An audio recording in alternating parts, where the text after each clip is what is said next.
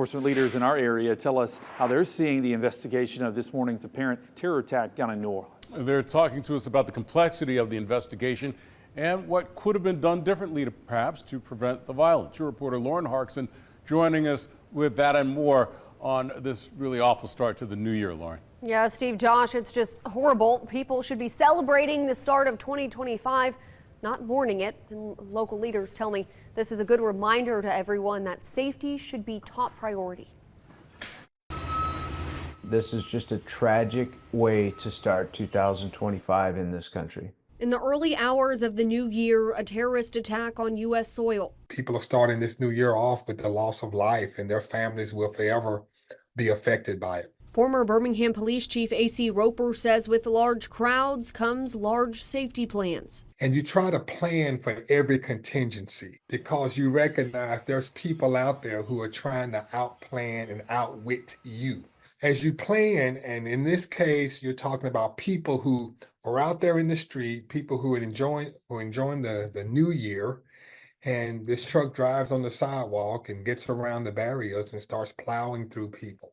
It's difficult to stop. Former U.S. Attorney Jay Towns saying the attack could have been prevented. They knew that the bollards were not working, sort of ingress-egress routes for Bourbon Street, and so they put a single car there. Well, a single car doesn't go across a two-lane road, much less the sidewalks, and could have hardened the entryways to Bourbon Street with dump trucks, with city trucks, with 2 police vehicles, whatever it might have been. Anything was better than what they did. But now a long investigation is ahead. Well, there's going to be a very thorough examining of any digital devices that were found on the terrorist person, any social media they might have. There's search warrants being executed, I'm sure, right now, if they haven't been already, on any last known residences or individuals that they know assisted in this effort. They're reviewing camera footage. They're looking at photos. They're working the tips that are coming in. They're trying to determine who his associates were. And it will be interesting to determine who knew what when.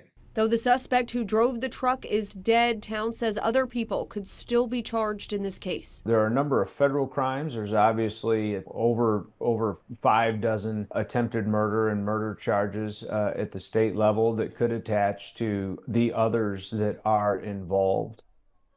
Now, both Town and Roper tell me these incidents are clear indicators that people need to be vigilant. And if you see something unusual, you should say something. They both echoed the same message that someone, somewhere, knew something.